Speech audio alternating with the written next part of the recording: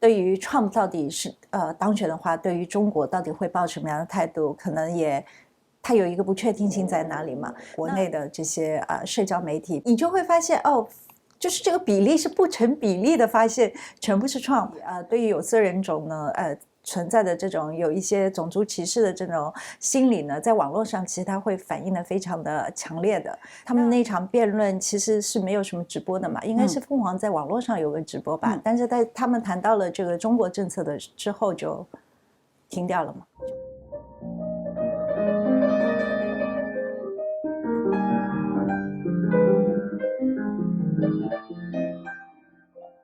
哈哈，李秋芦苇，我们真的是好朋友了，是的，所以这个在香港，在美国，我们认识还是真的是在纽约不是真正见面是在纽约。其实在北京，我们都做记者的时候，但那时候你是明星，我记得我们一起去新闻记者会什么的，你是明星，你是电视不好意思记者，所以真的是彼此看着一路走，然后不断的在做选择。然后一路大家变成熟，然后看着互相年纪老了，但是活力还是一样的，所以这个我特别欣慰其实我忽然想起来，在香港的时候，有一天我送你回去，然后你还在讲说你想做视频节目，然后我们还讨论了很久，没想到后来你来到纽约，最后还是做起来了，这点还是蛮开心的。对，所以这个真的好可是我今天就像我讨论的哈，我觉得我们不聊我们小圈子的事情，我们两个基于我们对很多问题的一路走来的观察和感触，我们聊一些公共的问题。当然我还是要做一个开场，就是之所以要跟你聊，你是中国曾经最著名的战地记者，凤凰卫视最火的时候，你是做了几场最重要的战地报道的，然后后来做新闻采访的记者部主任是吧？总监后来离开凤凰，你又做了一件很棒的事儿，就是高龄来美国读博士，读了新闻学的博士，又回到香港的浸会大学去教新闻，然后现在你还在很活跃的写书、写文章，还有这本《浮世蔷薇》。我一会儿也会聊这个话题。还有是，其实你一直在关注都是最一线的新闻的话题。这两天所有人都在看美国大选。为什么简体中文世界对哈里斯有一种有意的忽略、淡化和忽略，而整个简体中文圈有一种厌女，有一种奇怪的一种表述，也有一种种族歧视。所以当哈里斯这样一个皮肤是黑色的，又是个女性的，好像就莫名其妙的给了很多的标签儿。你有没有观察到这个问题？我自己这一次没有做关于大选的研究，但是因为之前要接受采访，也稍微的看了一下国内的这些社交媒体，比方说我用关键词搜索大选，那我想看出来的这些视频，然后包括一些文字到底是哪些，你就会发现就是这个比例是不成比例的，发现全部是 Trump， 或者是还有一个比较热门的人是 Elon Musk。那我自己的感觉，就像你刚才其实已经提到了，如果是站在哈里斯这个角度来说呢，其中一个原因她是女性，那第二个原因呢，她是有色女性。有色人种的女性，因为我觉得如果是像之前的希拉里的话，其实希拉里出现的频率还是相对比较高的，她是白女对的。然后这一位呢，如果你说虽然在按照美国的这样一个标准的话，她是亚裔，对吧？那么作为亚洲裔的这个中国人作为亚洲裔的一部分，应该觉得非常的自豪。但是我觉得按照就是说，如果网络上的这样的一个norm 一个标准来说呢，他应该算不上是亚洲，所以好像跟这个华人更没有什么，就跟中国人的这样一个身份就更没有任何的相关性。那另外一点，他的肤色的问题呢，我会觉得其实说到底对于有色人种呢存在的这种有一些种族歧视的这种心理呢，在网络上其实它会反映的非常的强烈的。但是这一次呢，你会发现倒也不是说他的忽略，他的不出现可能是因为这个原因，但是你也看不到太多几乎没有什么说从种族歧视或者说从厌恶女性者厌女的角度去咒骂他。我不知道是不是因为有筛选或者说有一些言论管控的原因，但是呢反过来你会去想说为什么 Trump 或者说再加上 Elon Musk 他们会这个被提及的次数以及出现的次数那么的多。那我觉得这里面还有一点是有一种慕强的心理吧，因为我会觉得其实在网络上你会感受到非常强烈的一种，大家对于一个男性如果展现出一种我们叫 toxic 就有毒的男性气质的这种强人的气质的这种，其实是蛮受欢迎的。对，所以当然如果我们有的时候我会想它是会代表了民意当中真的大多数人都是喜欢看这些呢，也未必。因为第一，我不知道那个算法是什么样的；第二，是不是有一些要求说谁可以多一些，谁可以少一些，这个不太清楚。那另外一点，我会觉得还有一点是，如果我们来看中国网民的这个，因为我们来看对它的构成的话，那必须要承认，它第一年龄比较轻，第二拿微博来说年龄比较轻，然后受的文化教育的程度比较低，那可能。或者是其他一些对政治有兴趣的人来说，可能男性占的比例又会比较的高，所以我只能说猜想，因为虽然我是做研究这方面，但这个因为我没有具体的数据，我不敢说，但是我会有一种其实这个跟2016年 Trump 在第一次参选的时候所反映出来的这种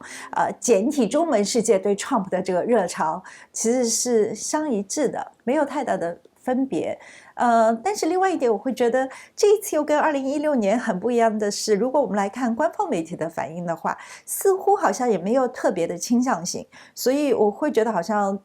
更多的有一种就是让大家展现说美国的选举那么的混乱，反正没有一个好人了，就是就会感觉就是看热闹这个心态好像比较重一点，也有可能对 Trump 虽然有所了解，但它也存在不确定性，而哈里斯它是一个未知的，它是个未知的，所以也因为这个原因的话，可能相对来说会比较的保持一定的距离吧。我觉得你说到两个特别重要的点，一个就是中国政府这次对美国这两个候选人，其实他们已经懒得具体分析了，是不是？可能是不是现在在中国简体网络上，我说的是有这个官方的操纵之手，存在下的这个状态，是不是反美其实胜于反某一个人呢？那肯定是的。我觉得就是说，总的一个基调来说，美国大选这样的一个形式，它本身就是一个不值得借鉴的，它是资本主义的这样的一个集大成的一个错误的展现所以你看它多么的混乱。甚至我觉得非常有趣的是，哈里斯和 Trump 的辩论，公开辩论的时候，如果你真的是站在 Trump 那一边的话，那他有一些比较语无伦次的这样的一些说法的话，应该照道理说应该会比较低调的处理，但是我记得看到一些报道，你会发现他们也会集中报道说Trump 好像有一些比较难以接受，或者有点让人觉得怎么讲不合疯有点疯了一样的这样的一个然后会被报道出来。那我会觉得那从这么样的一个角度来看的话，好像就是更多的是希望展现一种说，你看政客没有一个像样的，然后又老，然后或者就是没有一个让我们觉得有能力带领那个美国。对，我会觉得确实是这种样子，是吧？对，就是感觉就是连丑话都有点更加一篮子装进去，反正就是民主是乱的，政党选举也是乱的。但里面还有一点，我觉得很可能就是对于这一次选情也看不准吧，看不准，或者说对于 Trump 到底是当选的话，对于中国到底会抱什么样的态度，可能也它有一个不确定性在哪里嘛。那对于民主党的话，说老实话，其实在过去跟拜登政府这样打交道的话，其实是有一定的确定性。但是对吧？在这个时间来说，即便是不喜欢或者说对哈里斯有一些看法的话，那他是代表民主党。但同一时间，我也觉得可能会觉得哈里斯又是个未知数，所以所以就索性不表态吧。对对，因为我记得他们的那个辩论，他们那场辩论其实是没有什么直播的嘛，应该是凤凰在网络上有个直播吧，但是在他们谈到了这个中国政策的之后就停掉了嘛，就没有了。所以大家可以了解，我觉得这一次其实大家了解美国大选的这个途径并不是太多，好像是不是感觉比16年还少？对，就好像就没有那么的热闹，好像这一次是新闻管制更严了，还是就是产生内容的我平台现在甚更少了？至有点怀疑，是不是在19年，在经历了这个疫情之后，人们对国际新闻的热情大大的降低，然后开始更加的关心自己的事情。因为在过去我因为以前是采访国际新闻在凤凰嘛，我也觉得国内就是中国内地的话，如果跟香港比较的话，它有一个很大的特点是大家非常关心国际大事，所以国际新闻大行其道，对吧？那么在香港台湾都是票房毒药。但是这一次你会发现，其实国际新闻我有点觉得，如果一个国内的新闻和一个国际新闻摆出来，有可能国内的这些新闻事件的话，应该是更受关注。但是这是好事情啊，因为我会觉得民众之所以会关心更贴近自己的就是事情的话，其实是意味着对于自己的这个处境，或者说对于自己的权利。权益等等，其实会有更强烈的需求，或者说更关心，这当然是好事情了。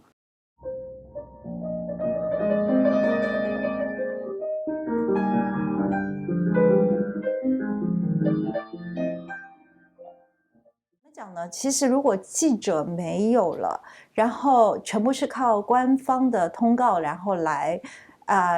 答疑的话，其实它会造成的一个后果就是谣言就会传得更快。说到底，大家应该讨论的问题是记者去了哪里，这个才是最关键的问题。我们都知道调查记者都转行了，对吧？很久以前他们就去卖东西了，然后就去大厂做公关了哈。对，你知道哦，这个不能讲，六四不能讲啊，然后那个不能讲，因为毕竟在香港这条红线到底是什么？大家就是拿不定啊。香港的外媒的自我审查也是蛮严重的嘛。或者说他也不知道到底怎么样去把握那个线。那如果你教的一个业务特别好的学生，最后就是去做喉舌，然后做的也特别好，你会伤心吗？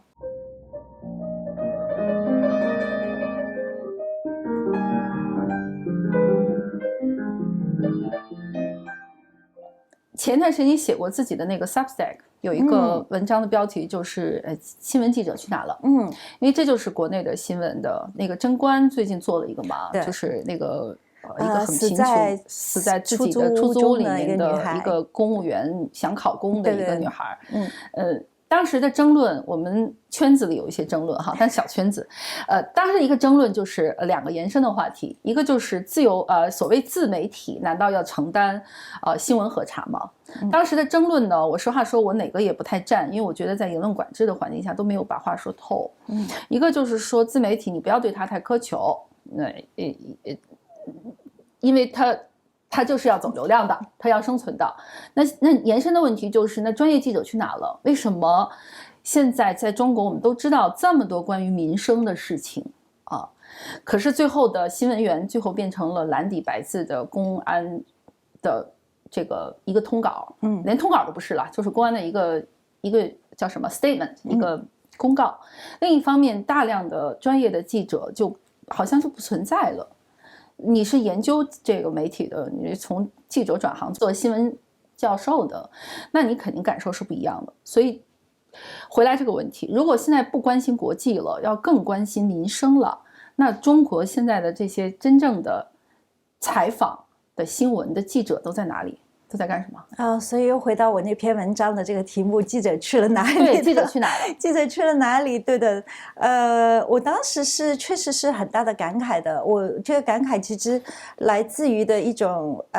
最主要的原因是我看到很多我的前同行，他们都提出了用非常专业的这样的一些标准和要求去要求侦官。那我当时会觉得说，那大家忽略了房间里的大象这样一个问题，然后用这个所有的非常完美的、非常高标准也要求的去要求一个自媒体，对吧？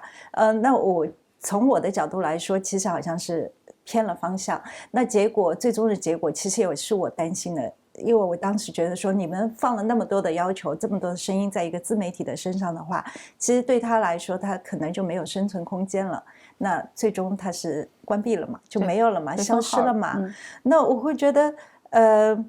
说到底，大家应该讨论的问题是记者去了哪里，这个才是最关键的问题。为什么在这样的新闻事件发生之后，照道理说，只要记者去进行一系列的核查和采访，有一篇深度报道出来，那么就事情就已经相对来说就会大家会比较的清楚嘛。但是你会看到有一些媒体的报道，但是那些媒体的报道其实几乎都是只是报道官方的声明。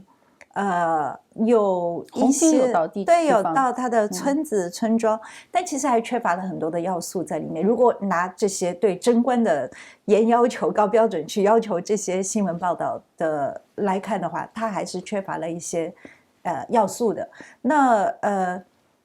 所以可能回到一个问题，说记者去哪里？那这个没办法，这个确实是没办法。这个就是说，这跟整个的这样一个媒体环境有关系。那一方面是有很多的报道不能做了，然后媒体环境的收窄之后呢，我们都知道调查记者都转行了，对吧？很久以前他们就去卖东西了，然后就去大厂做公关了啊，对，做公关了。所以我们就看过一个数据，其实我也不知道现在到底是多少，300多个人，高峰的时候，现在好像一个手指也已经差不多。2个手指吧，可能或者1个手指吧，能数出来吗？就是数出来了到底是谁。那另外一点是，因为这样的一些资深的记者的流失的话，即便有这样的采访的机会，如果你缺乏这样的一些长期的这样一个训练的话，一定时间的积累和训练的话，即便有这样的机会，其实有的时候也不能把稿子做好，这是没办法，这是个恶性循环，对吧？因为这个行业本身就是要有经验的人带着没有经验的人，然后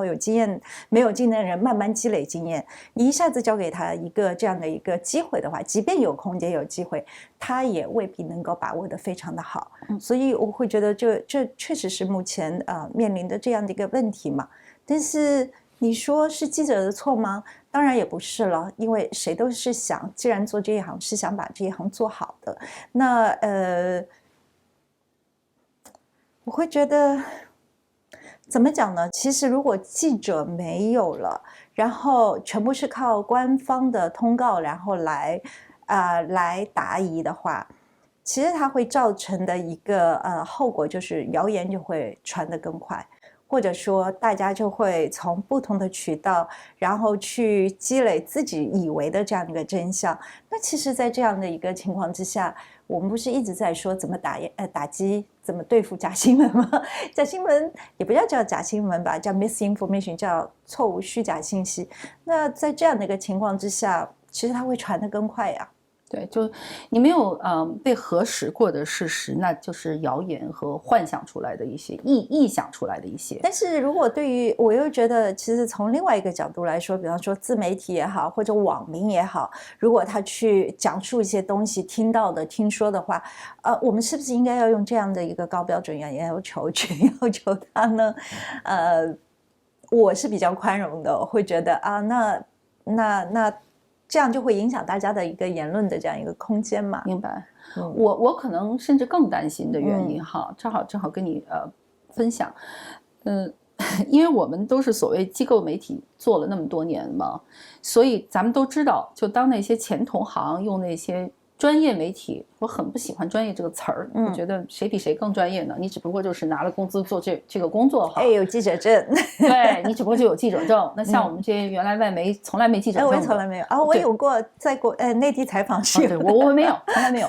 那你怎么去定义这个专业呢？我觉得专业它还是一个专业的标准和手艺，这个手艺谁都可以获得的，就是一个科学家，一个年轻的工程师，我知道的有很多做别的工作的小孩子，他们非常有事实核查的能力，有推论的能力，有写作的能力。那我认为这个手艺，它就也劝示了，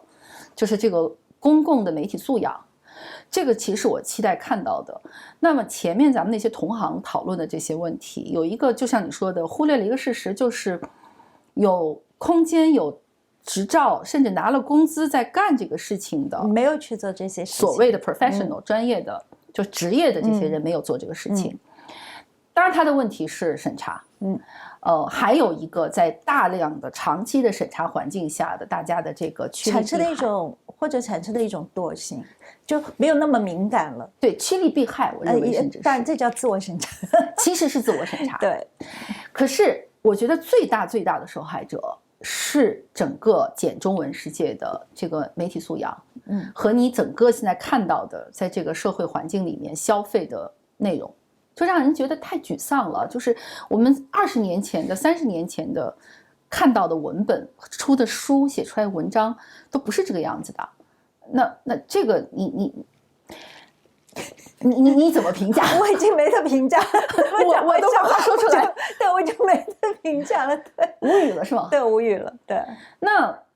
那你做新闻学院的老师的时候，你怎么去面对20岁的孩子的眼睛，干净的眼睛？其实我们作为新闻教育工作者来说，我们的一个责任就是说要告诉他，记者应该要做什么，怎么样的一个，就像刚才我们不停的提到的一个词，专业标准，对吧？那记者确实是一个有专业门槛的这样一个职业。那除了伦理当然是很重要的，还有就是一些技术类的。技术性的，就什么叫好文章是有标准的，这些有，然后怎么样去核查，这些都是有的，所有的这些都是有的。那这些都是我们在教给现在的新闻系的学生的。当然，偶尔有的时候也会提醒一下他们，你在课堂里面学的东西，肯定到你进入了真实的生活、真实的工作状态之后，你可能会产生一些冲突。你会发现，哎，怎么在真实的这个职业环境之下？不可以这么做，那这个我经常会提醒他们说，对，但是你还要知道什么是对的，这个非常的重要。所以你现在给学生们讲课的时候，因为我是一个喜欢自打鸡血，然后给别人打鸡血的人哈，那你怎么给学生打鸡血我好像也不打鸡血，我只是告诉他们，应该是怎么做的，然后呢，也会告诉他们现在的环境是怎么样的，要有足够的心理准备。那他们回来会说，吕秋老师，我出去做记者，我做不了，怎么办？好像我也没有遇到，好像还没有遇到这件事情。我觉得学生毕业出去之后，其实都是成年人，他们自己做一个利害关系的选择。可能有的人就会坚守这个原则，然后就离开了，因为觉得无法坚守。那有一些人觉得我可以适应新的环境，然后调低我的标准，甚至放弃标准，然后就继续做下去，也会有。所以整体现在的媒体行业的现状是什么样子的？你是指哪里？好问题，我们掰开了说哈，简中文吧，先说大陆，但是又要连着说的，因为你在浸会嘛，浸会其实我不知道你的学生构成，但我想的是有不少的是大陆背景的学生，然后也有香港本地的学生，可能还有本科生主要是香港本地的，研究生主要是内地的。对，所以当你讨论这个华文媒体的时候，你怎么给他们讲现在这个行业现状？就大家现在在分析什么，然后你们的就业前景，就说这2个点吧。应该是这么讲，从教学的角度来说，其实是原则性的一个教学。比方说，我们会教媒体制度。那可以看到，原本香港和内地是2个不同的媒体制度。如果从学术的角度来分别的话，因为在香港有私有媒体嘛，然后所以相对来说比较的自由。那只不过包括媒体所担任的社会的角色，在过往香港的这个媒体新闻媒体，我们只说新闻媒体，它的角色还是守门人、看门狗这样的一个有中国官方的话来说，西方的这样的一个新闻主义的新闻的这样一个定义。那在中国内地的话，其实很简单吧，大家如果是读过新闻系的话，都知道你马克思主义这个新闻观的来说，你是作为一个喉舌嘛，这是你本身的这样一个白字黑字写清楚的这样一个定义，所以2者是不一样的，完全的是不一样。只不过就是说，香港现在正在慢慢的向内地的这样的一个媒体的角色，在向内地的这样的一个所要求的媒体角色在慢慢的靠拢，所以这也使得就是说香港做记者或者做新闻的这样一个空间也在慢慢的缩减嘛。所以现在等于就是你们等于从制度讨论了，就是回到中国现在最基本的从来没变过的。对，我觉得应该是这样，就是作为学生来说，作为一个大学里面接受教育的学生来说，去知道本质的这些东西是非常制度性的，本质的东西是非常的重要的。因为你知道这些制度性的定义或者本质的东西之后，然后你再去看那些变化，或者再去看那些现象，那就会比较的清晰嘛。也比较诚实了，对，而且可能清晰和诚实之后，你自己做你自己的选择，对，然后你自己做自己的选择。因为我觉得作为老师来说，我不可能就是说，去教你说你要怎么样去做一个职业的选择。那这个有的时候会提供一些建议了，但最终你作为一个成年人，到最后你还是自己来做这样一个决定了。那如果你教的一个业务特别好的学生，最后就是去做喉舌，然后做的也特别好，你会伤心吗？我好像也没有。说实话好像也没有，因为我觉得这都是每个人自己的选择。他觉得满足，那而且我觉得一个成熟的社会是，如果分开来讲，当初我们是很好的朋友的话，我们的私人交情很好的话，即便可能大家政见不同或者选择不同的道路的话，我觉得一个成熟的社会的话，它不应该是太影响两个人的这个私交的。这理想的状态。所以我会觉得，学生如果要做什么样的选择，好像我不会有太多的这种感想。那我当然就直接问了哈，因为香港我们都知道，像我其实你想，我03年就去南华早报，那个时候那看着那还是有，就是把香港还是当做一个国际的媒体的自由港来看的。那你一个英文报纸，你对标的一定是世界上最好的报纸。那眼看着从03年到我离开的是哪一年啊？差不多20年嘛，你就眼看着它变成了什么样，我就觉得香港就在彻底远离，不管是法治还是言论自由还是民主这套制度。那作为我个人，我是非常的替香港难过的。那你正好也说一下，就是你跟香港这么多年的一个连接，因为你本来是上海人，然后你到了香港，然后你其实是成名也是在凤凰。那现在回头再去看香港这个媒体，就这个时间线拉出来以后，再去看香港现在的现状，你就把你整个这个香港的媒体的兴衰整个讲一下吧。应该是这么讲，我在香港的时间已经超过了我在上海的时间了，所以你其实更多是个香港人。但这个又是个很复杂的身份认同的问题，所以别人问我是哪里人，我可能现在会比较，现在应该是比较会直接冲口而出说我是香港人了。曾经还是会冲口而出我是上海人。对，但是我现在越来越觉得上海和香港其实是很相似的这样一个城市。我应该这么讲吧，我觉得回顾过去的话太烦太难。我最近回了几次上海，然后每一次回上海我都会觉得上海跟香港这两个城市好像呀，尤其是在疫情之后。那包括市面上在经历了疫情之后的这种市面的相对有点变了，就是比方说外国人减少了，然后好像就是跟以前很不一样的那个整个的气氛或者这种感觉就已经很不一样的那种感觉。我觉得这两个城市好像命运相同，输入同归，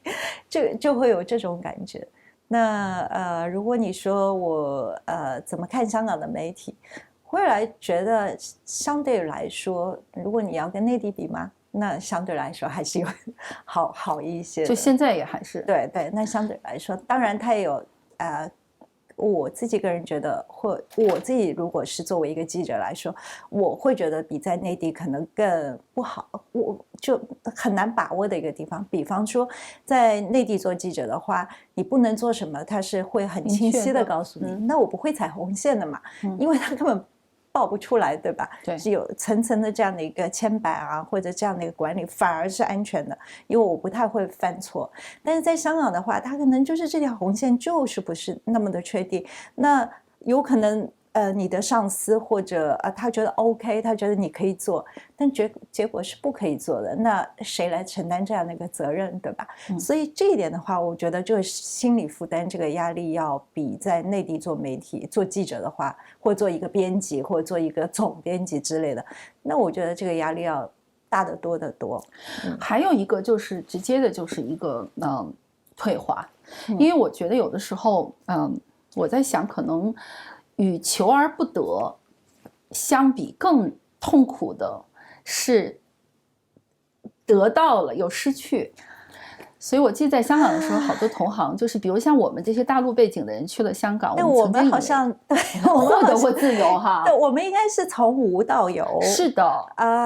对，然后从有慢慢到无，这种感觉应该是从无到有，再慢慢没有，可能要更痛苦，是吧？就不叫更痛苦，就更难适应。对，只能说更难适应。其实大家都很痛苦，或者说处境是一样，但是你从来没有经历过无，然后突然之间要慢慢向无这样一个转变的话，那个要比我们曾经经历过的要这个就更难接受吧？就这个调试的要求的这个冲击力和压力，或者说它对你的这个心理的这个要求要更高，对，挺难，就是挺难去处理的。这个包括我记得我在香港的时候，跟我那些香港籍的同事，我都不知道怎么劝他们的一个原因，是因为我们是知道，比如说就像你说的，中国的审查是什么样子的，中国本身是后设观，那个没有自由到有自由，你获得的只有空间和力量了，你就想办法去把这个故事爆出来就好了。但是他曾经有，他就不知道原来的这些枷锁在哪里。然后，但是一旦告诉他有枷锁的时候，反而会陷入了过度的自我审查，是吧？我就记得我的同事就来直接问我，就说：“薇薇，我是不是要把我 Signal 上所有的联系人都删掉？”我说也不用吧。然后我觉得我在想，我难道还要教他怎么做筛查和自我审查吗？我不愿意教他这个东西。你有没有这种感觉，就是香港记者他们这个的难受？对，就是说你应对的这样的一个进退的一个程度，就是怎么把握，确实是非常的难的。因为你一退的话，就可能直接退到很后面，就不做了嘛，对，或者就自负手脚了，对，是吧？这会有的。但是有的时候你又不能怪他，因为毕竟在香港这条红线到底是什么？大家就是拿不定啊，拿不定。那连我自己也不敢保证说你做这个肯定，包括对我自己，我说这些到底有没有问题，我其实连我自己也不能把握，这就不能确保到底有没有什么问题。那所以这一点的话，我会觉得反而以前如果你很清晰的有一些指引啊，然后那我会觉得反而清楚嘛。反正你知道哦，这个不能讲，64不能讲啊，然后那个不能讲。对，以前64随便讲的，现在呢还讲还是不能讲。凤凰从来都不能讲。哦，凤凰正好，凤凰是专门一块啊，专门问的。对，所以我早就知道哦，不能讲了，凤凰这个很神奇的这个存在要专门讲。对，所以现在香港就是这个状态。是。那香港的国际媒体是个什么状态？现在？我就知道的，不是，这也是公开的新闻，对吗？很多的都搬走了嘛。然后我认识的很多的这些在国际媒体工作的朋友也好，那有人不就拿不到签证，包括著名的袁老师拿不到签证，然后就要离开香港嘛。对，本来我还可以经常去他家吃火锅。对啊，你们还可以经常爬山的哈。对的，而且我觉得外媒，香港的外媒的自我审查也是蛮严重的嘛。或者说他也不知道到底怎么样去把握那个线。比方说前段时间关于香港记者协会主席的事情，对吧？他是《华尔街日报》的记者雇员，那结果就是因为他担任了这个香港记者协会的主席，然后被炒掉了。但这个里面外人会觉得这是因为北京，但其实这件事情北京根本没有插过手，是他们《华尔街日报》美国总部这边，他们自己觉得，这个事情可能会这个风险太大，或怎么样。其实是麻烦，因为我比较了解国际媒体这些 manager 的思维，他们可能就是觉得麻烦。是，然后你会觉得莫名其妙把自己炒成了一个国际头条，真的是把自己炒成一个国际新闻。那这种事情，其实我觉得可能接下来会越来越多吧。就像我就不开名字了。最近我有个很好的外媒的朋友，就是因为他回了趟上海嘛，然后他的上司就会说：“你怎么能这个不顾安全妄自回上海？”然后现在就想尽办法让他自己走了嘛。然后我会觉得莫名其妙的嘛。这样他自己辞职了，他自己辞职了，但是。所以这最终还是几个，一个是这个红线嘛，这话我来说嘛，因为有国安法在这里嘛，什么东西是国家安全，谁也不知道。第二就是这些国际媒体，他们也越来越缺乏应对中国的这种经验，这个也是要耗心力的，你是要去想事情的。是，所以最终还是就是这些政治的压力和审查造成的这些后果，就是行业在退化。因为你想，其实包括我自己辞职的这些朋友都是做中国新闻做了那么久的。因为我觉得像做中国新闻的话，你必须要对中国要有了解嘛，然后你必须要积累很久的这样一个经验嘛。如果你到最后又是一些没有什么经验的人，然后去报道的话，你怎么能指望他做出比较有深度的，或者说比较平衡的这样一个报道？所以我们看到的就是国际媒体的中国报道也会越来越退化。那肯定会啊，因为第一，越来越少记者在实地可以去实地采访， 对吧？那第二，采访这些中国新闻的记者其实比较参差了啦，对吧？那第三，内地的或者说一些专家都不愿意接受采访了，是，那这样的话，那你怎么做呢？你来来去去就是那些专家。那你总不能来来去去都是那些专家来去谈论任何的事情吧？对，然后要不就变成万金油，要不就很同质化。有的时候就想，我都对啊，万金油啊，对，我以前做过这个评论员呢，所谓时事评论员不就是万金油？是啊，就是其实都知道，就是那个板块，总得有人来说这句话。对，反正懂的不敢说。对呀，敢说的就是这么几个人。是，但你。这样的话，你怎么能让就是说一个准确、真实的这样一个有深度的报道，可以让大家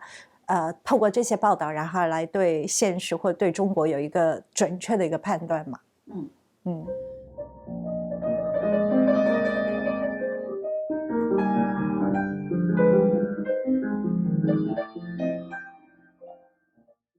那我觉得凤凰卫视毕竟在中国的新闻史上是有它的地位的。吴晓莉是提前安排好要给他的，还是真的是吴晓莉抢到了这个机会，然后中基很喜欢他？在中国的官场上很少有这个出发时间的，反而是从省部级干部了解外对中央领导、省部级干部了解外部世界的这样一个重要的渠道。我为什么不把凤凰当港媒？曾经有段时间，我们从来不报64。刘长乐。因为几个说法了啊，求证一下，一个就说他是有国安背景的，一个说他有军队背景的，来用这两个可能性来解释为什么凤凰卫视获得了那么大的空间。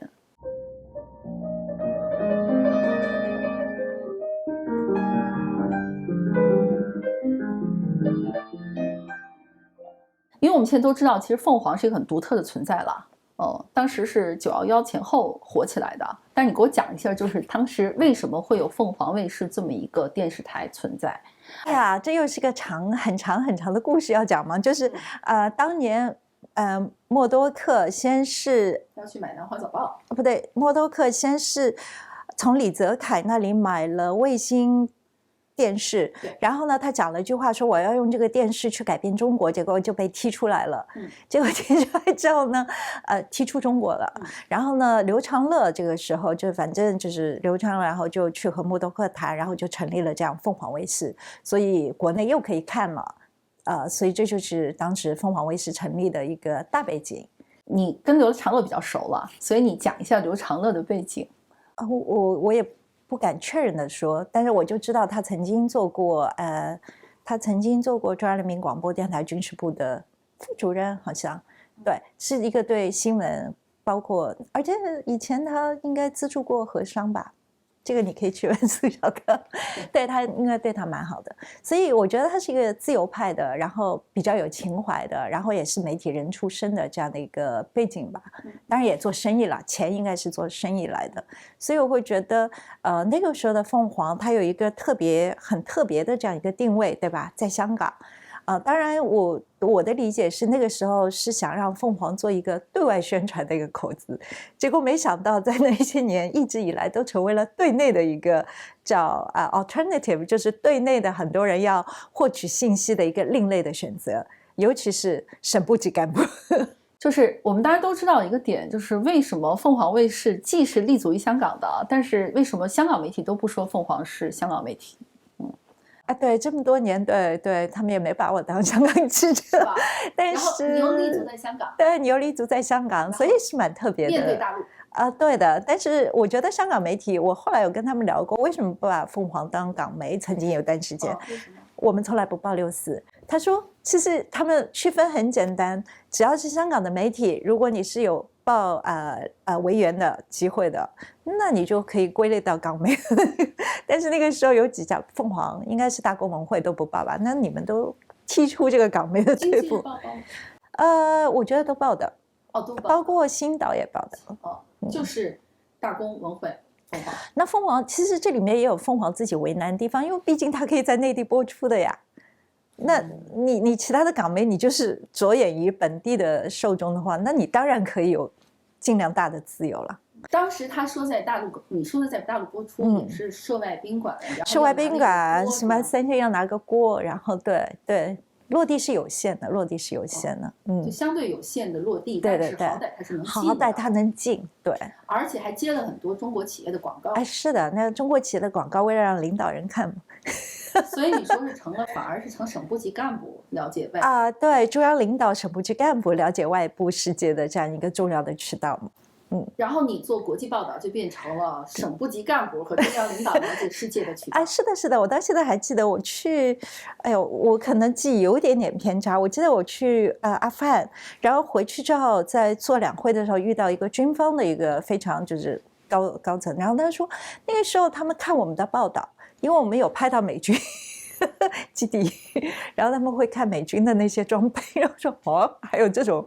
种功能。所以你到现在很多粉丝还是在制度里面的吧？你有很多真正的这个制度。现在应该不是我的粉丝吧？应该觉得我是一个反贼了吧？不，我不是反贼的，觉得背叛了。对，我绝对不是反贼。还是要问刘长乐。因为几个说法了啊，你的口中他是自由派，有情怀，又懂业务，求证一下，一个就说他是有国安背景的，一个说他有军队背景的，来用这两个可能性来解释为什么凤凰卫视获得了那么大的空间，或者说那么开放。那我会觉得军方背景，如果他因为是军事部出来的，那这个肯定是，如果这么算的话，肯定是啦。那国安这个背景的话，我就没有办法去确认它到底这个传说到底是对还是不对。但至少从当时的角度来说，相对来说，凤凰还是比较获得优待的嘛。所以我想很大的一个程度就是。应该是吴小莉获得朱镕基的提名，对吧？那大家都知道，一家香港的媒体能够在两会这样的一个机会上获得一个提名的机会，本身就是大家要争取的一个争夺战的这个。是谁先谁后啊？我想问的是谁先谁后？是点了吴小莉，是提前安排好要给他的，还是真的是吴小莉抢到了这个机会，然后朱镕基很喜欢他？在中国的官场上很少有这个突发事件的，可能最多的突发事件就是朱镕基改了改这个问问题的方法，安排好的哈，安排好的，但怎么问，我觉得他应该是自己发挥了很多，可能是真的喜欢，所以因为我觉得他也是一个非常有真性情的人，因为后来我跟领导人外访的话，也跟了他是2届对吧？还一届，朱镕基1届还2届我都忘了，反正是跟了他，一直跟了他，每次就是可以问问题，然后跟大家。他就是这样的一个风格，所以就是还是属于一个是有性格，一个是也懂，相对也懂业务，还是比较有水平的一个官员。但我在想，凤凰那个时候真的就像我刚才讲的，一开始只是想让他作为一个对外的，但其实他也起到了这个作用，因为你想，凤凰卫视曾经是成为全球华人，就是说在全球范围内还是蛮受华人欢迎的这样一个频道。那从这个角度来说，他还是做到了大外宣的这个作用。可是他怎么能，现在想想，对内他有这么大空间，是当时整个社会环境的开放，领导人的包容，还是什么？我觉得对内的空间其实是有限，所以你看我在凤凰的时候，我们国内新闻做的非常非常少的，这就是因为我们对内的在做中国新闻的时候，其实空间不是太大的，那所以很大的程度就放在了这个国际新闻上面。有禁令吗？有禁令吗？我们也经常有禁令啊，只不过大家跟其他的媒体一样，只不过就是说我们不是中宣部会直接发函给你，但是经常会播出之后马上就拿下来嘛。那这个我觉得在内地做媒体的大家都很正常的一个现象，就是跑步嘛。跟你先播了再说，对，先播了再说。那经常会有这种事情。我自己在凤凰的时候就被冷藏过一次嘛。那你给我讲，我就想问你这个事情。那次冷藏是我觉得我自己在美国做完 Neiman Fellow 回去翘辫子了吧，突然一年的时间不在凤凰，对这个舆论环境就媒体环境就一下子生疏了，没有那么敏感。所以我记得那个时候我是做了一次我到现在记得好像缅甸军头那个结婚，用了很多金银财宝啊什么，然后还好像采访了一位，我以为他只是一个就是上访的人士，就讲自己受到不公平的待遇，后来才知道原来这个人以前是64的时候的积极分子，我根本不知道。然后还好像还又做了一单关于香港的，好像提了一些反对派的名字在的，虽然我是用批判的。就批评的，就其实是也不叫批评，就是说至少就是说引述的媒体是批评他们的这样一个角度，但是也不行，就名字原来后来才发现名字都不可以提及的，所以那件事情之后我就被冷藏，就从那个节目本来我成为凤凰第一个女性的总编辑时间的主持我觉得这点流畅的蛮好，他总觉得我们要有女性的，就是有地位的这样的一个感觉，所以后来我成为第一个女性的凤凰的评论员，也是因为他，对，他会觉得我们要有女性的这个评论员要出现，所以就找了我，然后所以我会觉得对那个，所以我们时时刻刻其实是在还有一单，我记得我去采访在美国，我刚刚去美国Neiman的时候，因为在 Harvard 嘛，然后那时候邱成桐突然是个什么热点啊，然后他们就让我顺手去做个采访，结果发回去之后就没播出来，因为什么？因为北大施压了。你看凤凰就不要说那个各个省市各个地方都会打电话来施压的。就我正想问你，就是因为如果没有中宣部的禁令，就是这个施压嘛，这个打招呼，这个就很复杂了。比如说中央台你是可以直接下达到某个栏目组的嘛，一个都可以随时。对啊，那凤凰也是这样的，也一样的。还有一次是我记得在两会的时候，我做计划生育的直播，已经请好嘉宾了。然后我只不过在微博上，我现在后悔死了。我在微博上预告说，今天我们要谈计划生育问题，结果计生委的人一打电话，结果那个就不能谈这个问题。结果那个是直播，然后我跟另外一位主持，我都忘了是哪位评论员，我们两个就干聊啊。因为我没有去找，我还记得那个时候找潘石屹说：“你过来。”然后说：“你们在那么远，我要从东边到西边赶不过来。”让潘石屹来给你救场。我天哪！要谈谈房地产，我说，哎呀，还有一个就是凤凰卫视出了那么多名角儿，到现在都是网络上的一个热谈资哈，就是什么出了这些先不说这些什么窦文涛这些名嘴了，就是这些名旦嘛。你是，然后现在包括周轶君，但当时周轶君还不是，他还是你们都是出镜记者那一挂的。但像什么很多那些美女主持人什么的，这都是刘长乐独创的。没有，那个时候我们叫三名政策嘛，三名策略嘛，名主持、名记者、名评论员嘛。那主要是因为是被审查，就落地有限，所以呢，这是一个。扩展知名度的一个方法，因为什么呢？在国内你不是不能看凤凰吗？但是因为你有三名嘛，那内地的媒体会比较喜欢采访三名的人，那这样顺带就把凤凰卫视的名声可以拓展出去，所以只是因为要应对这样的一个限制的一个做法。也就是说是凤凰卫视主动造星，主动的，因为你不用这样的一个方法的话，你可以去就是触及到的受众是非常有限的嘛。所以就是当时凤凰热捧的这些造星造出来的都有谁啊？就是受这个政策好多哦。那名主持不是有窦文涛、鲁豫，还有好多陈小南，还有那个吴小莉，对，好多呢。吴小莉，还有那个。我都快不记得太久了。然后评论员的话不是有阮次珊，还有那个杨谨玲，对吧？很多呢。邱振海，好多，包括后来梁文道，对，还有梁文道，对，很多啊。就是记者就是有我啦，这可能记者就打造的陆宇光很多啊，对，陆宇光，卢宇光先生现在还在俄乌战场上呢。对的。那你正好评价一下你的这个前战地记者同事啊。他做到现在那就本身就应该要值得钦佩啊，他还守在这个行业上。不过他老在俄军。那个很正常，因为他本身自己在俄罗斯，如果我没记错的话，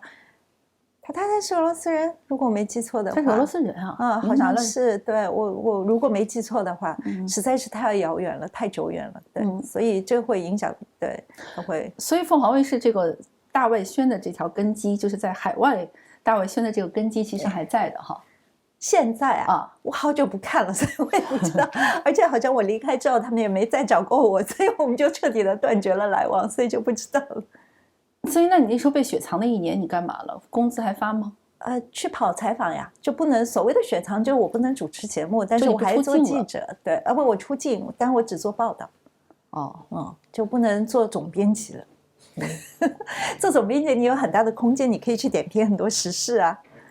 所以你们那个时候其实总编辑有点像制片人的角色是吧？不是，总编辑时间就是那个节目原来是吕宁思做的，然后我从美国回来之后，那个刘传仁觉得我们要加个女的，然后我就跟他轮流做。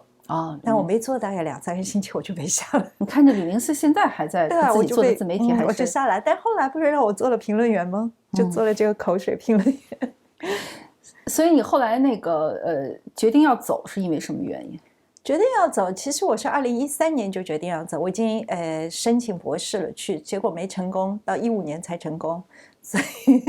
以15年才走的。你那时候我刚才说了个高龄，你那时候算蛮高龄的了吧？我45岁读博士的，高龄的，对的。哇，对啊。你那时候怎么想的？其实是因为空间没有了，我自己都觉得再这么下去我就成为凤凰的负资产了，所以我就比较识相，我觉得我要走了。你怎么会成为凤凰的负资产呢？那会啊，因为到后来其实在我前面的是杨谨玲吧，就是那个时候开始慢慢的，如果你偏自由派的话，被视为偏自由派的话，会比较被盯得紧嘛，所以一开始应该是杨谨玲吧。所谓盯得紧就是不断的有人来打招呼，不断有人投诉你啊，不断有人来打招呼啊，所以当然我觉得，所以我觉得刘长仁帮我们挡了很多很多，我都不知道，后来才知道的。那杨谨玲一走之后，我就暴露在前面了，所以对，就开始就比较多的这样一个投诉啊，或一些事情。那刘长乐现在怎么样了？真的很可惜，我就不知道他现在什么样子。我就记得那个收购他的股份被彻底收购掉之后，我有透过他的以前的秘书，就是向他问过好，因为我自己会觉得，其实凤凰不管怎么说不管你们说它是大外宣也好，或者是说它是任何的性质也好，那我觉得凤凰卫视毕竟在中国的新闻史上是有它的地位的，然后它是做了很多的事情的。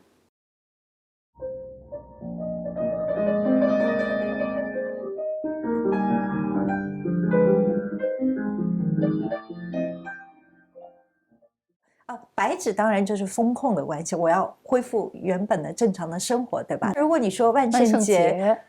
那就是大家正好要玩，就是要玩。我如果连我自己身边的公平都做不到的话，如果连我自己日常的这些公平都做不到的话，我怎么能相信你去追求一个更美好更宏大的这样的一个目标呢？或者这些男性为什么会觉得我一定要强？其实这也是性别不平等社会的父权制社会的一个产品，因为如果你不这样，你就被视为 loser。 后来我还问大家，我说大家还记得木之美吗？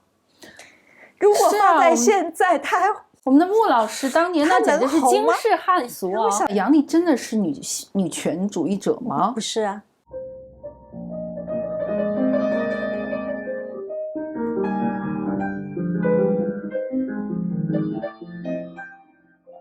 然后还有一个必须要聊的女性，最近好多事儿哈。你刚才说了这个脱口秀，杨丽，你先给我讲一下，杨丽真的是女权主义者吗？不是啊，不，应该是怎么讲啊？就杨丽这个人和她代表的现象，对，应该是这么讲。因为其实对于到底是不是一个女性主义者的话，每个人的认知或者说定义是不一样。比方说，你只要是追求性别平等的，那有的人就觉得你就是女权了；那有的人觉得我不是，我只是要求一点点，就是属于我的权利而已，你干嘛把我归到女权，对吧？那所以这个定义就是看大家各自。但是从我的角度来说，我去看。因为我要给学生看，我自己也看，然后我觉得，就是很简单的一些，就是说我并不觉得它是非常冒犯的，它只不过是反映了一些自己的，就是作为一个女性在日常生活当中的一些感受，对吧？但我没想到它会引发这么大的一个反应，但是我突然这2天有点意识到为什么了，因为。我在课堂上给我的学生们，都是内地来的学生们放了那个 Guy， 就是以前的那个嘻哈歌手，他用四川话浑身纹身的时候唱的一首歌，结果大部分的80%-90%吧，就说要疯了，这首歌要下架，因为太多粗口，里面又有什么器官，然后厌女的那些表达全有了，应该有 drag。就什么都有了啦，什么都有，就什么都有了的。人家现在是红色那个嘻哈，然后那个不是主流，很主流。但是我会觉得因为我看的时候会觉得这有什么嘛？如果你去看这个美国的嘻哈全是啊，全是出口啊。因为在我们的这样一个相对来说比较开放的一个社会的话，你是被各种奇奇怪怪的，然后东西都包围住的。是的。所以呢，你会觉得我被冒犯的这个。门槛很高啊，门槛很高，就是，但是你会想，当你在一个比较封闭的这样一个社会里面，其实你的这个应激的这个这个程度门槛会比较低，应激又高，所以呢，这样的一些表述的话，它会产生这么大的一个反应，所以我又觉得不是太奇怪，但是呢，我觉得杨丽呢。它产生这样大的反应有它的意义，为什么？因为它让这个议题从一个边缘的或者非主流的，因为其实脱口秀它并非是一个主流的，还是小众的，对吧？但是呢，它从一个小众的非主流的，然后进入了主流，为什么媒体要报道嘛？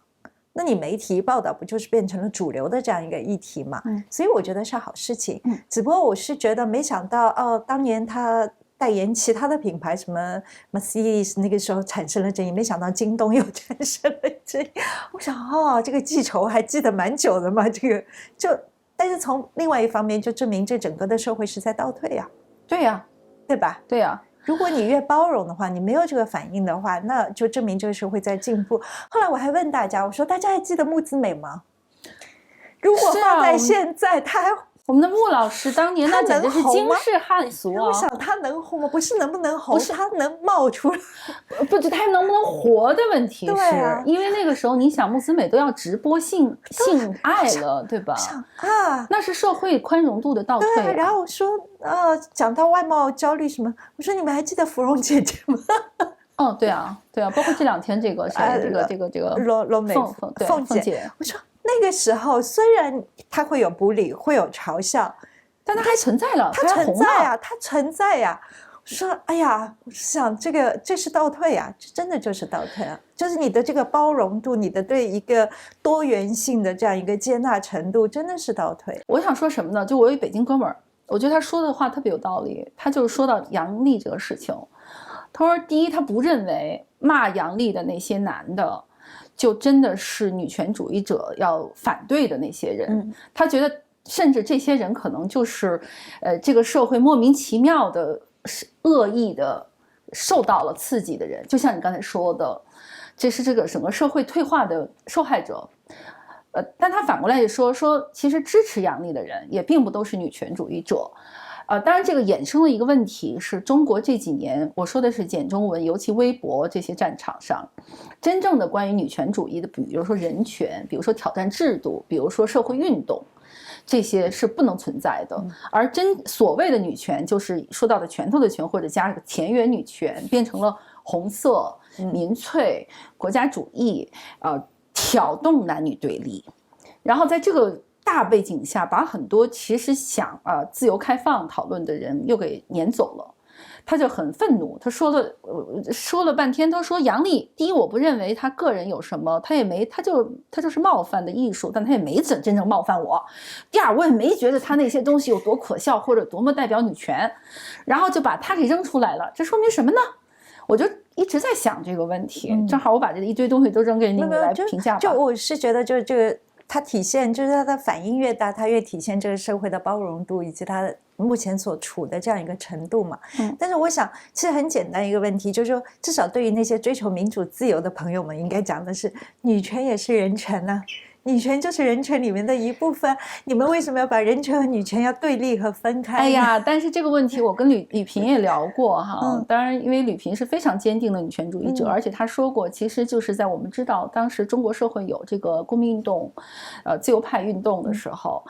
她认为她从来就没有参与过这个，就是女权自己走了一条非常独立、坚定的，而且一直走下来的路。但是我个人会认为，我知道。中国像很多自由派的学者啊、律师啊、记者啊，其实也是想把中国往一个人权、民主、开放的方向去推的，只不过大家的approach 抓手不一样。对啊。但是现在很多人一说，就是女权主义者是在跟开放自由的这些人对立，他们就会觉得你们老说女权是人权，那为什么不能跟着我们一起打人权？然后第二个就说你们老是针对我们男人，你们为什么不针对权利？包括现在一天到晚在骂女权主义者的这些人，我就又不想拍着桌子骂他们，但是我真的是，你比我更宽容，你来回应一下吧。OK， 我会觉得，父权制的社会，这点大家应该要承认吧。我不知道，就是那些追求民主、追求人权的人承不承认我们现在是处于一个父权制的社会的一个状态。如果女权，其实我觉得他们很多时候觉得女权主义者针对男性，是因为觉得女权是要特权。但是这个并不是这样的，对吧？女权并不是要特权，女权的话只是想要个平等、平权。那当然，你也会听到在微博，又回到微博上有很多好像把男人踩在脚下，然后我要主导这个世界，然后好像我要拿到特权的这样的声音。那我觉得大家要开放一点来思维，任何的一个社会运动，任何的一个对于一个权利的争取的话，它的光谱是非常的巨大，它肯定会有极左的光谱，也有极右的光谱。那不能因为这些特别两端的声音，然后影响了你对这个事件的本质的这样的一个认知，对大部分人的追求的这样一个认知，然后去忽略它，然后用那些你认为不合理的，或者你认为它是要特权的声音去掩盖了，其实女性的权益是受到损害，目前是就相对来说是有很多问题的这样一个状态。所以我觉得这个可能大家可以换一个思维方式，就是而且我会觉得。为什么就像你刚才讲的，这里面有一个很大的原因，为什么那些人会产生一听到女权就会产生他们是要特权或是要把男人踩在脚下的其中这样的一个应激的反应？那还是公共空间的讨论是缺乏一个真正的理性的讨论的，或者说真正的讨论是没有的，因为那些真正要去讨论父权制，要去讨论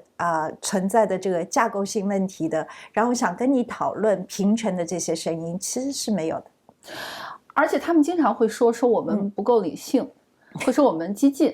还不错，你我不算激进，我比你稍微往前一点哈，我还跟人在群里吵过架，你从来不吵的。但是我也会想过，为什么有的时候会把女生逼得要吵架？像我，包括我为什么要叫大声？是因为我的声音不够大，然后我不提高嗓门说话，你们听不见。然后那我一提高嗓门说话，你们就说我激进吗？我也在想这个问题，就为什么你看经常在群里只要一聊女权问题会吵架，然后会变成如果是几个直男进到一个女权的群里，他们也待不下去。会不会有一个原因，就是当我们讨论父权社会的时候，他马上由人及己想到是你是在针对我。这有一个问题，就是在中文世界里，我们缺乏就是这个把自己摘开 ，nothing personal， 把自己摘开的这个公共讨论。对，我还有一点，我会觉得其实就是说如何平等的去对待另外一些人。因为我会觉得在目前的这个社会当中，尤其是一些倡导民主、倡导追求民主自由的一些男性人士吧，他们觉得自己使命重大，对吧？然后就觉得自己特别的我不知道他能不能平等的去对待，不管是女性还是男性。很多时候可能有一些人是把自己放在一个比较认为自己更高一等的这样一个。因为你说了最初我们开头说话那个。中文社会就是有一个慕强，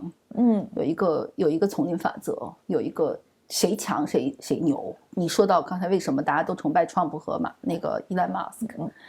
成王败寇是很重要的一个文化呀，就是只要他强，他一定是有道理的。所以呢，反过来，当他想成功的时候，他需要维护一个强者形象，他不可以让别人点出来，也许你这点不够好。就是不认错嘛，说白了，就是这也是我们女权主义者经常很气的地方，就是为什么你不能先承认，也可能你做的不够好呢？是，这也是我会觉得，这样的话，其实应该怎么讲呢？我会觉得现在让人觉得比较欣慰的是，年轻的女孩子们其实她们并不在乎他们那些人是怎么想的，就不跟你玩了。对，然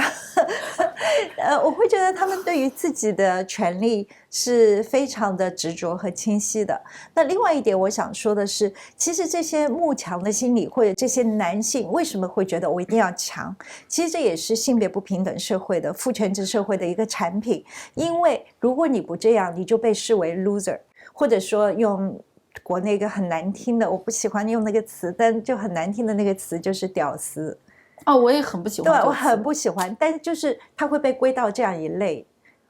那这个本身就是一个我们叫 toxic， 就是有毒的男性气质的最典型的表现，对吧？我从这个点上，我其实一直老说我更同情男性，结果我一说出同情，你知道吗？上次也有人在底下说我，他说你同情就是意味着你在这个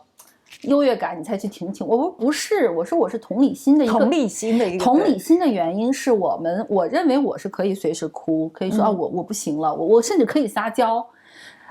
可能在这样一个，但男性不可以的嘛，所以男性是不能就是随时的去表达你的示弱，不能表达你的情感嘛。那这也就是可以去解释说，为什么在一个有毒的或者父权制社会当中，如果你是个同性恋者的话，你就会就会被视为不符合这个社会要求，因为你的所有的这个表现是不符合这样一个框架所制定的这样一个框架的嘛。我在上性别课的时候，这其实是最基本的一个 ABC 的问题，就是告诉男性在一个性别平等的社会，你就不会被理所当然的视为你是需要养家糊口的那个人。当然你自己的观念也要改变，我不养家糊口，然后或者说我去扮演外界认为的女性应该要扮演的这个角色，你是不是能够接受，对吧？但是如果当一个性别平等的社会的时候，家庭是平均分工的嘛，那谁挣得多谁去那个外出工作，谁就你们自己平衡嘛。对啊，不要以性别，并不要非比你的夫人强或者挣得更多嘛。对的，是。但是问题是现在并不是这样一个社会，对吧？所以我会觉得其实对于中国的女性来说，其实她们要求的东西我觉得是非常的基本的。所以像生育权啊，或者说对自己身体的自主啊，包括身体的焦虑啊，包括就是说作为一个既要工作又要照顾家庭的这样一个已婚女性，尤其是成为妈妈之后，其实她的这样的一个付出，我不知道以前不是还有丧偶式育儿这些词汇吗？那我不知道这些男性的话，就是说从日常的生活，从自己身边的女性开始看起，看看就是它是不是存在这样的问题？因为我会觉得有很多，比方说和你争论的这些男性的话，其实我觉得他们可以做的第一件事情是，如果已婚啊，就去看看自己是怎么对待自己的太太的，或者说有孩子的话，自己是怎么样去承担父亲的这样一个角色的。在这儿有一个很细微的一个问题，就是反而是往往跟我们讨论这些问题的人，他们作为个体其实是做得好的，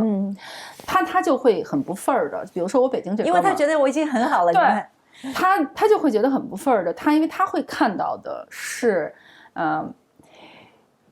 择偶市场里的另一种东西，比如说非要彩礼。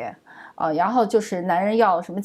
房子、车子，一切都要有的。那这不就是父权社会的这个？对，然后要物化，对，要物化所有的婚姻嘛。但是他自己又说我不生孩子，我不做饭，我不伺候婆婆。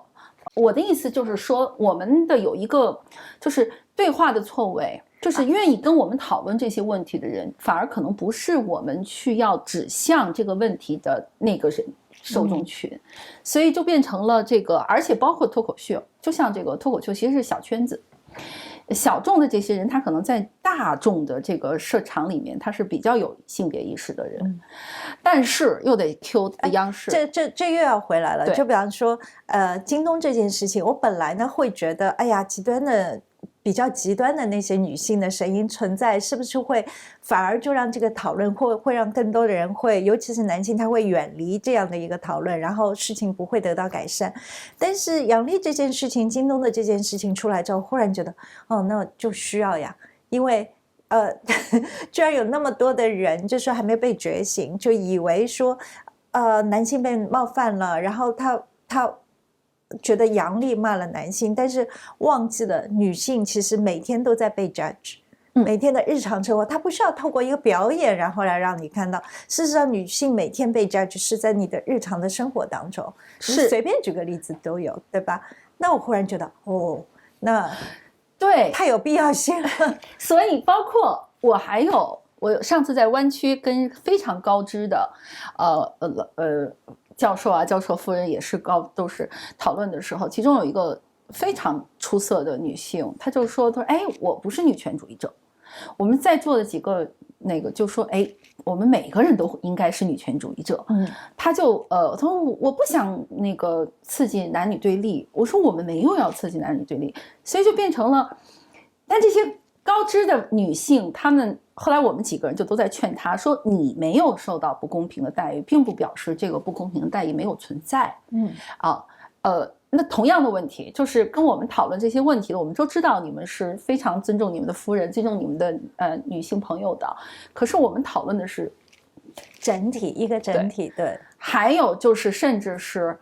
就是看有毒的宣传起来的这大众，就是这10几亿人的大众，就会包括当时那个铁链女的讨论也是这个问题，对不对？所以我会觉得京东这件事情就是让我看到，哦，原来普遍性的存在。如果我们说，如果它能反映民意的话，那你会发现原来这个世界不是我们所想象，不是在脱口秀的剧场里面的这样一个世界。因为这样的杨笠的表演在脱口秀剧场里面或在这个比赛的现场里面看，大家都是笑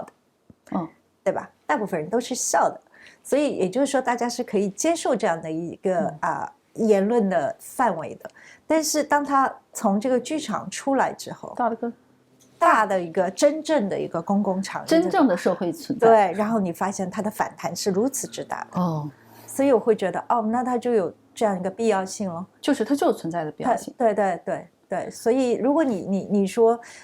就是很多的论文研究杨笠现象的话，其实不管怎么说，虽然从某些角度来说，它并不属于一个刻意的一个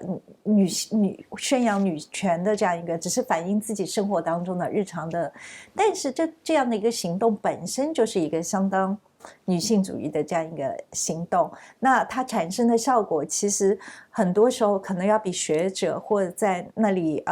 所讲的一通要更有意义，因为它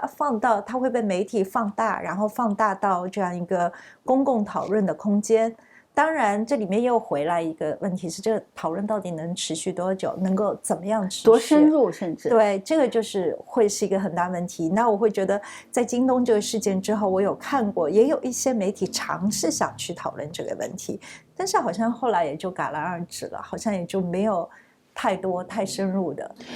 这就是很多人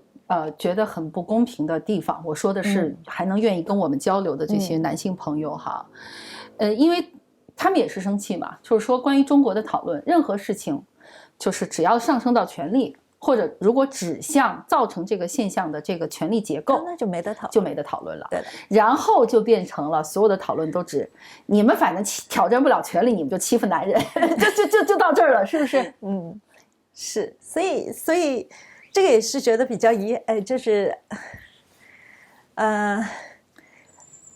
不是说没有希望，就是会比较的慢，会比较漫长。因为人的觉醒，他就需要从自己日常生活当中被敲到之后，他才会有所改变。但是这个什么时候敲到他呢？我会觉得中间就会让会比较的长的时间。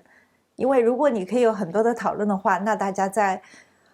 很年轻的时候，或者说你就会知道这些常识，那这样的话就会对你以后的这样一个待人处事、自己的选择、自己的人生，它会产生一个很好的帮助。但是现在这样的一个舆论环境的话，你可能就要等啊等啊等到有一天突然之间好像有一件什么事情，好像让你觉醒了。那这个就蛮浪费生命的，因为我还是回到我自己觉得我是40多岁才有性别意识，这是因为我们以前根本没有什么性别教育啊，或者这些。我那天还在跟他们开玩笑说，我说我曾经的理想是红袖添香，做为家庭主妇。妈呀，我曾经的理想，你知道我做媒体的时候，我曾经的理想是那个上时尚封面做成功的杨澜式的女媒体人。现在我想我这里面有多少这个自我物化和消费女性的这些东西啊，我们都在不断的反省都是。但是我会觉得我要40岁左右，对吧？但再看我现在遇到的很多的就是小朋友们，他们20多岁，其实已经是蛮清晰的了。当然这里面巨大的差异啊，我们遇到的人都是那个可以接触到外面的信息，他有机会去接触到正常的这些理性的讨论。那如果那些不能接触到信息，没有接触到讨论的话，我们不能看不到那些人。是的，这也是为什么现在任何公共的讨论里面是有意义的。就是我们也不能只摘那些自媒体他们做的不够专业，那大家一起做啊。对，也不能只摘养力不够深刻哈。我觉得不需要深刻啊，大家就是说，就是有一句叫 political personal is political 嘛，就是你自己个人的就是政治，对，个人的就是政治的嘛。那好多人不承认这一点，但事实上你的诉说就是已经是一个政治参与、一个公民参与的一个很好的表现嘛。那还有很多就是真正做维权的、做法治的。甚至做就是权力抗争的男人就会说，你们还是不敢去指向权力，你们还是在性别议题上找事儿。那我觉得这个事情吧，就有点像你关心国际大事和关心国内新闻是一样的。我如果连我自己身边的公平都做不到的话，如果连我自己日常的这些公平都做不到的话，我怎么能相信你去追求一个更美好、更宏大的这样一个目标呢？我这个人是有这种所以在我眼里坏人蛮多的，就不对。其实我理解你在说什么，就是这也是为什么我们现在做人越来越挑剔，做朋友越来越挑剔。其实有的是在做减法，就是觉得你满口的仁义道德、民主自由，你对身边的人不好，然后在你的身上我看不到体面，我看不到同理心。对，我不相信你在为人类的民主自由而奋斗。是的，是吧？是的，是的。所以我会觉得，那如果那些女孩子只是从自己日常的这些事情做起，她去争取的话，为什么不呢？为什么要责备他们？那如果你爱他们的话，你关心他们的话，你就应该支持啊。一个延伸的点，刚才说到了这年轻人的觉醒，你书里也写到了，再次 Q 这本书，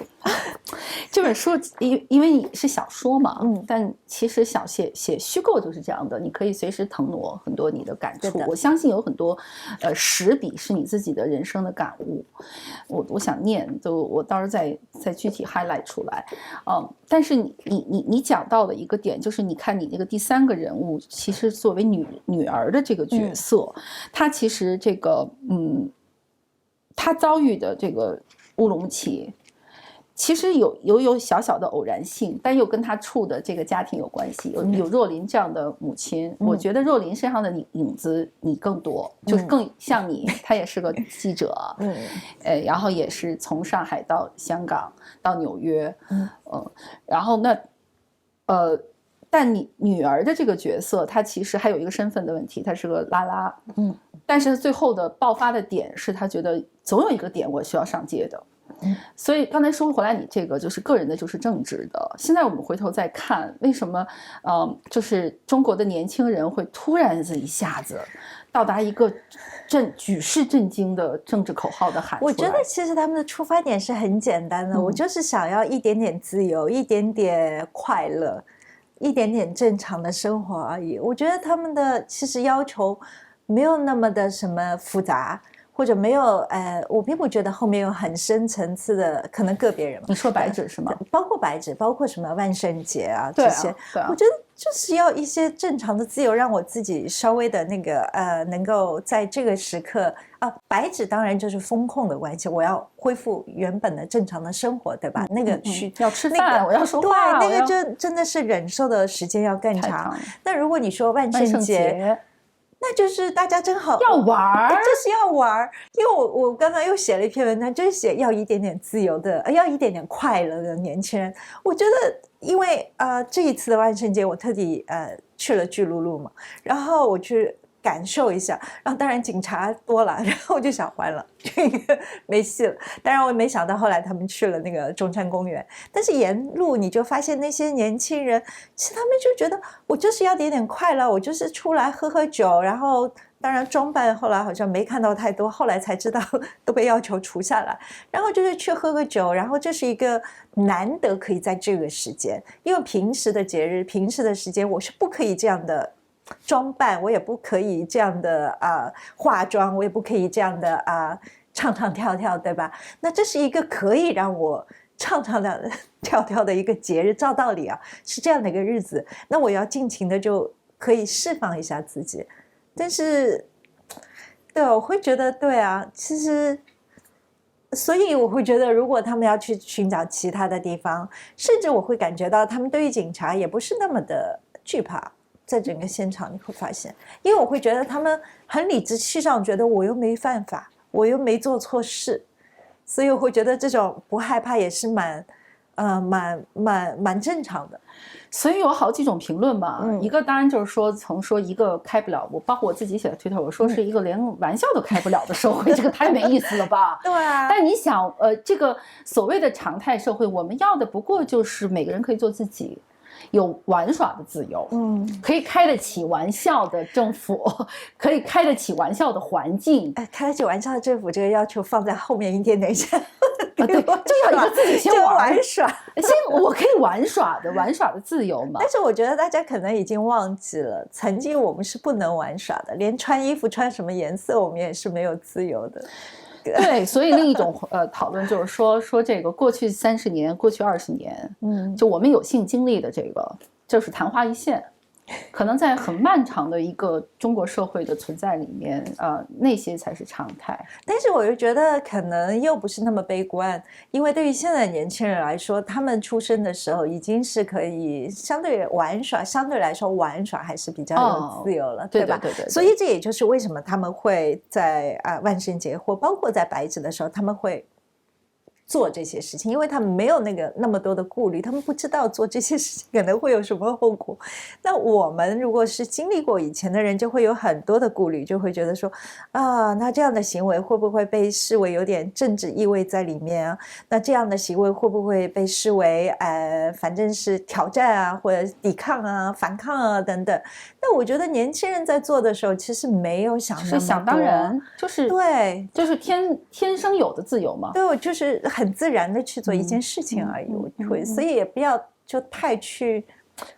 就是苛刻的要求他们，因为我觉得这样的话，你反弹的话，其实你也很难控制。万圣节，那以后可能又会有一个什么样的节日，然后又从那里冒出来，那你怎么办呢？对啊，已经有担心了嘛，说这以后每年万圣节跟64一样了，不能过了。对啊，那你这样的话，就等于你的空间会越来越窄，越来越窄。那你不就是以后穿衣服啊，或者你有很多的东西都会慢慢受到限制吗？回来你这本书哈，那个服饰蔷薇，我当然这个薇你也是薇，我也是薇，所以我非常能 get 到这个自然流露的这个女性的力量，女人的自我的审视，女性本身存在的这种魅力，它有柔软，它有坚硬的东西。但我更在意的是服饰这个概念。因为我看到的就是真的是这个在大的时代背景里面，尤其3代人，你写了母亲赵小姐，写了若琳，还写了女儿，名字叫什么？小鱼，这个名字怎么起的？然后随便写。这3个人，我不知道你有多少原型在上面哈，但我看到的就是就跟张爱玲的时代那个时代的一样的，就是她也有母亲的阴影，有母亲的天赋。有他自己的奋斗，当然张爱玲没有机会讲女儿，所以我是觉得有这样的一个写作是非常好的。可是我们不管讨论张爱玲也好，还是你的写作也好，有一个点就是说这个生存本身的这件事情。你现在你给我再讲讲你脑子里的这个服饰，还有就是在这种大的时代背景里面，人做选择的这个考量。我自己会觉得，就是说人在这个在世吧，其实这个所处的时代是非常的重要的。就有的时候我会想我的爸爸妈妈，我会觉得他们从出生然后到现在，其实在他们最青春的时候，他们其实正好是经历了也不叫壮年吧，正好经历了文革嘛，然后就等于10几年浪费掉，就浪费掉了，就等于是我甚至有的时候我觉得我难以想，包括以前经历过战争的这些人，我甚至难以想象，哇，我觉得他们好有韧性，都活下来了。如果我经历这样的，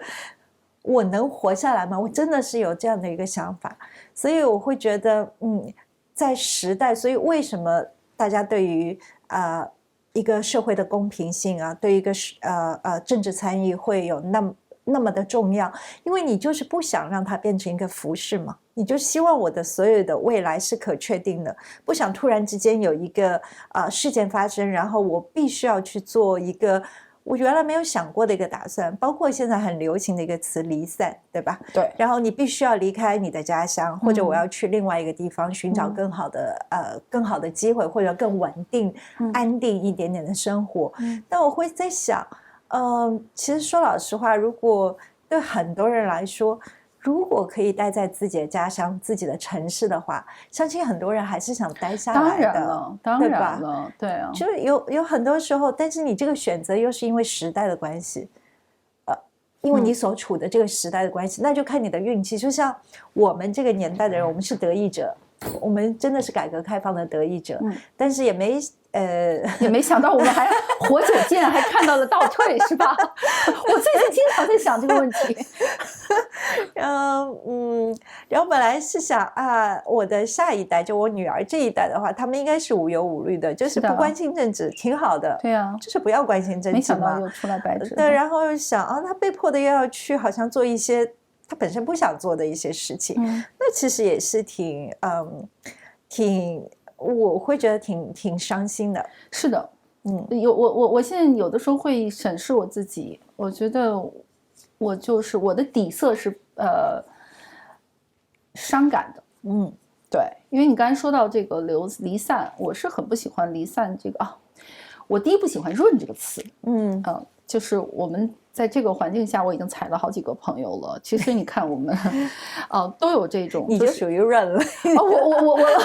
我没有润哎，我老是说这个，我的润的意思是说有一个 run 这个概念，它是一种逃避。我不认为我逃避，我认为我在主动选择我的生活的路线。但是就是真的就是像你说的，但是不是所有人都可以像你一样有选择的机会没错，一个是没有选择的机会，二是其实我可能也就是强撑一种好强，仍然有一种悲凉的底色在里面的。如果我老说我爱的那个中国，它的江山河流，它的食物，它的味道，一切的我的所谓的血肉同胞，如果是可以让我付诸一切去，我有愿景的，我跟这个土地是一起成长的，一起变得更好的，就是我经常会羡慕真正的美国人的那个爱国主义。如果有这么一个环境的话，那我干嘛要去搬呢？那我们不断的搬，你看你不断的也在走嘛，不断的在走。我们其实还是有一种就是对现状的不满意，然后必须要动的。那就像你刚才说到了，不是很多人有这个条件的啊。那如果说到了这个宿命，是宿命还是运气？那要在这样没有运气的过程中，人怎么选择因为有很多人其实是没有这样的运气的。其实应该是1个多月前我去了乌克兰嘛。对啊，我知道去了好几次啊。对，然后我就会觉得，你看，其实他们是很多人是没得选择的，没得选。但是呢，你在没得选择之下呢，我会印象很深刻是他们在基辅市中心放了几架钢琴，然后就会偶尔就会有人走过去弹一弹，但是旁边又在响航空警报的，然后他们会弹一弹。那我想你可能就是一种是 adaptive， 就是你把它当成日常生活，你在一个很糟糕的环境下，但是你接受它就是这样一个日常，但是你要保持自己的美好，这是很难的，需要很大的韧性，但是是可以做到的。对，我其实落点的问题就想回到你这儿，你看你老是笑着的，真的，这个是一个能力，就是你会笑是个能力。我刚才说到我自己审视自己哈，我觉得我已经够强的了，但我有时候我觉得我还是，底色是悲伤的，